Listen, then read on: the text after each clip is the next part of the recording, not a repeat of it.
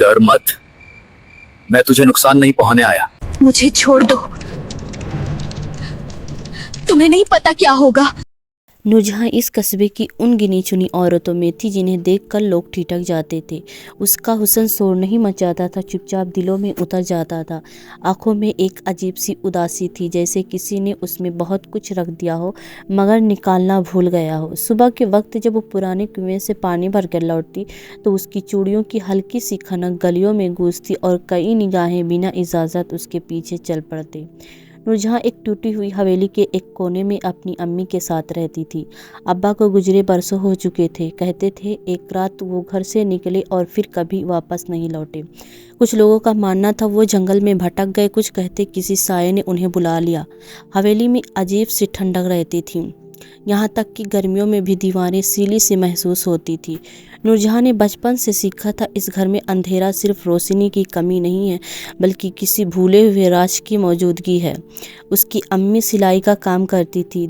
नूरजहां जानती थी ये ज़िंदगी अब और नहीं खींच सकती। वो कुछ करना चाहती थी। कभी सोचा शहर जाएगी, कभी सोचा किसी स्कूल में काम मिल जाए, मगर हर ख्वाब पैसे के सामने दम तोड़ देता। एक रात जब हवेली में अजीब सी खामोशी थी, नूरजहां को आंगन से किसी के चलने की आहट आई। पहले उसे लगा भरम है, फिर हवा चली, फिर दिए की लौ कपने लगी। उसने डरते दरवाज़ा खोला। आंगन के बीचों बीच एक लंबा साया खड़ा था। उसका चेहरा पूरी तरह इंसानी नहीं था, मगर पूरी तरह गैर इंसानी भी नहीं। आंखें जैसे बरसों पुरानी आग में डूबी हो। नूरजहां के होठ सूख गए। डर मत, साये ने कहा, मैं तुझे नुकसान नहीं पहुंचाने आया। उसकी आवाज़ भारी थी, जैसे मिट्टी और धुएं से बनी हो। नूरजहां पीछे हटने चाहिए, मगर पैरों ने ज़मीन छोड़ने से इनकार कर दिया। तू अकेली है, उसने कहा, और तेरा डर मुझे बुलाता है। नूरजहां रो पड़ी। मुझे कुछ नहीं चाहिए, बस मुझे छोड़ दो। साया मुस्कुराया, झूठ मत बोल, तुझे बहुत कुछ चाहिए, इलाज, रोटी, इज्जत और एक रास्ता। उसने ज़मीन पर एक छोटी सी थैली रख दी। थैली खुलते ही चांदी की ठंडी चमक आंगन में फैल गई।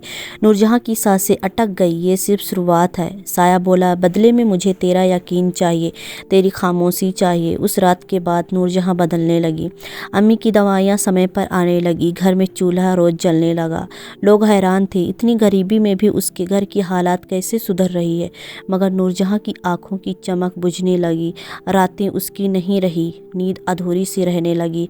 अक्सर वो आधी रात को उठकर खिड़की के बाहर देखती, जैसे किसी के आने का इंतजार हो। कस्बे में अफवाहें फैलने लगी, उस पर साया है, वो कुछ छुपा रही है, इतनी खामोशी ठीक नहीं है। एक दिन अम्मी ने उसका हाथ पकड़ा। बेटी, तुम मुझसे कुछ छुपा रही है क्या?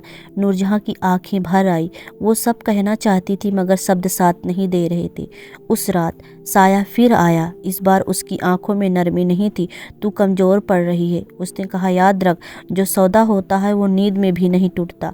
नूरजहां पहली बार चिल्लाई, मैं इंसान हूँ, कोई चीज़ नहीं। साया एक पल को रुका, फिर बोला, यही तेरी भूल है। इस दुनिया में सब कुछ चीज़ है, बस दाम अलग अलग होते हैं। अगली सुबह नूरजहां हवेली के आंगन में अकेली बैठी थी।